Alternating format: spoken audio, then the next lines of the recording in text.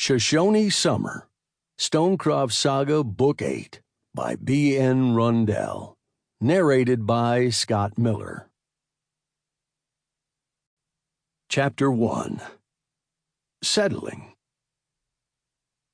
The big black wolf stretched his head to the dusky sky and howled, huffed, and let his howl rise higher and be carried by the evening breeze.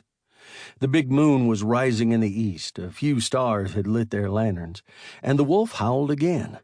Far away, an answering cry lifted, and the black wolf, orange eyes blazing in the dim light, turned to look at his friend, the broad-shouldered, dark blonde-haired, buckskin-attired man, the man that had raised him from a pup found in the cavern behind his cabin, the man known as Gabe Stone. Gabe had watched Wolf lift his night song to the stars, smiled, and when the wolf looked back at him, he lifted his head in assent. The wolf looked to the distant call, gave another turn to look at his friend, then trotted off the stony knoll and into the woods beyond.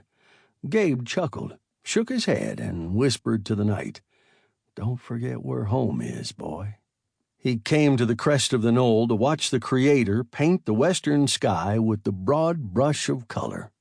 Orange, gold, yellow, and red were splashed across the wide sky that was impaled on the granite-tipped peaks of the Wind River Mountains, the mountains that had become the home of Gabe and his friend Ezra and his wife Gray Dove.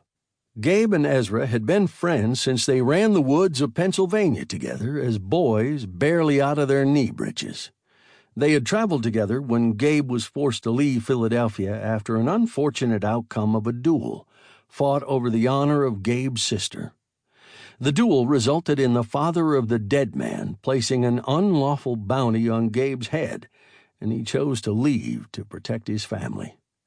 But the two men had longed for and dreamed of exploring the wilderness of the West most of their lives, and they took advantage of the situation to fulfill that long-held dream.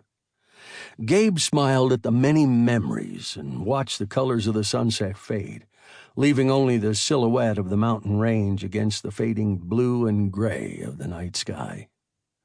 He lifted his head and watched as more stars lit their lanterns, watched the slow rise of the moon, and remembered the many times he and his wife Pale Otter had sat together, enjoying the night sky.